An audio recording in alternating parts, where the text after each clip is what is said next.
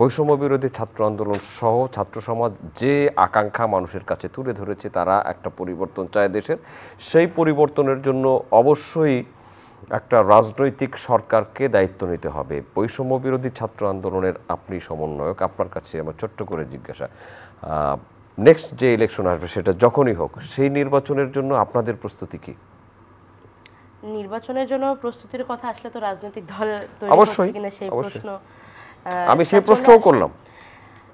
বৈষম্য বিরোধী ছাত্র আন্দোলন রাজনৈতিক দল গঠন করবে কি করবে না সেটা নিয়ে আমরা সত্যি এখনো কিছু ভাবিনি। আমরা এই মুহূর্তে সংস্কার কার্যক্রমেই থাকতে চাই। তবে যদি রাষ্ট্রের প্রয়োজন পড়ে, জনগণ আমাদের চাই, তাহলে আমরা অবশ্যই সে বিষয়ে ভাবব।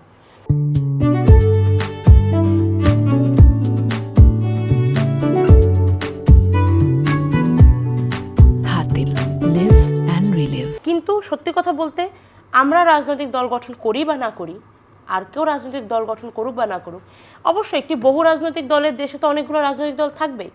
কিন্তু বাস্তবতা হচ্ছে, নতুন বাংলাদেশে কোনো রাজনৈতিক দলের জন্যই রাজনীতি করাটা আর সহজ হবে না। সবাইকে প্রতিনিয়ত জবাবদিহিতার মধ্যে দিয়ে যেতে হবে। এটার জন্য মানসিকভাবে প্রস্তুতি নিয়েই তবেই বাংলাদেশের রাজনীতিতে প্রবেশ করা সম্ভব। বলতে পারেন আমরাও সেই প্রস্তুতি নিচ্ছি।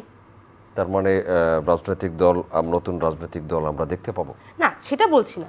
যদি প্রয়োজন পড়ে তাহলে শুধু রাজনৈতিক দল কেন, বাংলাদেশে নতুন প্রেসার গ্রুপ আপনাদের দেখতে পেতে পারেন।